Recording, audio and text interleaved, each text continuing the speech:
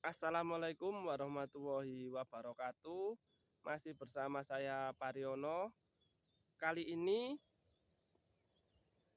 saya sedang ada di sebuah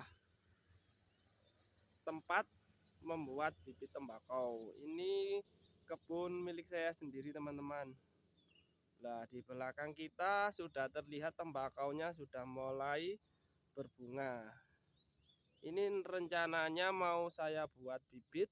Ini tembakau jenis rejep kedululang. Ya, ini bunganya sudah kelihatan, teman-teman. Di belakang saya itu ada bunga tembakau rejep kedululang yang cukup lumayan super ini, teman-teman. Tinggi saya saja 170. Lah, ini tinggi tembakaunya sekitar 2 meter. Tembakau super rejep kedululang yang nantinya akan saya buat bibit untuk tahun depan. Ini cara pembibitannya, teman-teman. Tembakaunya ya kita pupuk seperti biasa, kita rawat supaya tidak ada ulatnya. Ini tembakaunya. Nah, ini bunganya, teman-teman. Ini perawatannya harus sering disemprot insektisida dengan tujuan supaya bunga ini tidak terkena ulat. Jika terkena ulat, maka biji dari tanaman tembakau akan habis dimakan ulat, teman-teman.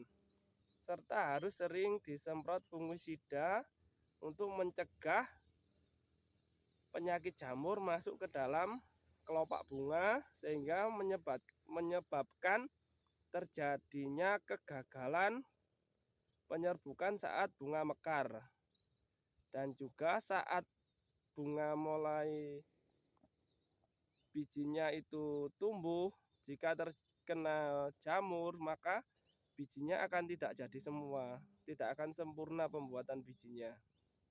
Nah, ini tanaman tembakau rejep kedululang yang ada di Desa Sutojayan. Ini untuk pembibitan. Ini saya tumpang sari di sela-sela tanaman jagung. Nah, ini jagungnya.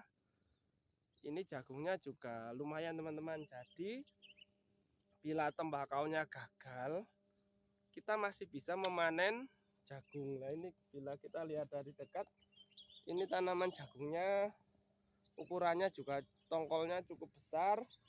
Ini jenis C04 hibrida, juga hasil dari pembibitan saya sendiri yang dulu membuat pembibitan jagung dengan menyilangkan 2 genotip yang unggul sehingga terciptalah bibit ini. Ya, ini saya coba menanamnya untuk melihat kualitas dari bibit yang sudah saya buat.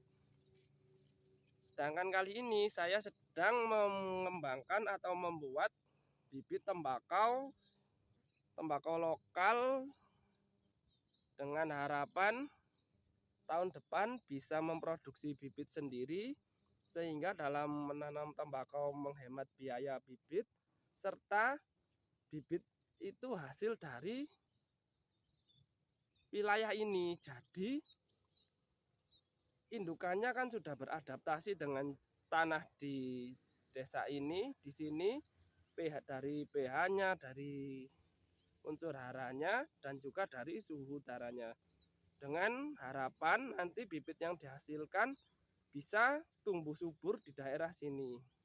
Karena bila kita membeli bibit dari misalkan dari wilayah lain, itu kelemahannya di wilayah tersebut ditanam bisa super dan unggul, namun bila ditanam di tempat lain dengan kontur tanah yang berbeda, unsur hara yang berbeda, pH tanah yang berbeda, struktur tanah yang berbeda, dan cuaca yang berbeda pula, biasanya tidak bisa seoptimal di tempat asal muasal bibit itu dibuat. Jadi untuk mengakali atau mengatasi permasalahan tersebut, saya mencoba membuat bibit tembakau sendiri dengan harapan musim tanam tahun depan itu sudah bisa menciptakan bibit unggul yang berkualitas unggul, memiliki daun yang lebar dan tebal, serta memiliki cita rasa yang mantap untuk dirokok teman-teman. Nah ini terbukti dari perawatan. Bila dirawat dengan baik maka tanaman tembakau bisa tumbuh sekitar 2 meter ini teman-teman. Ini tingginya 2 meter. Ini jenis rejep kedululang kalau orang berkata. Daunnya juga cukup tebal.